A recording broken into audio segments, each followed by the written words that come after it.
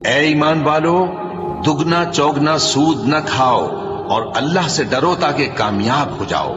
اور دوزخ کی آگ سے بچو جو کافروں کے لیے تیار کی گئی ہے، اور اللہ اور اس کے رسول کی اطاعت کرو تاکہ تم پر رحمت کی جائے، اور اپنے پروردگار کی بخشش اور اس بہشت کی طرف لپکو جس کا عرض آسمان اور زمین کے برابر ہے، اور جو پرہیزگاروں کے لیے تیار کی گئی ہے،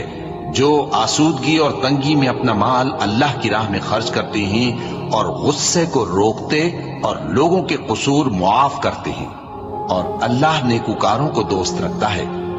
اور وہ کہ جب کوئی کھلا گناہ یا اپنے حق میں کوئی اور برائی کر بیٹھتے ہیں تو اللہ کو یاد کرتے اور اپنے گناہوں کی بخشش مانگتے ہیں،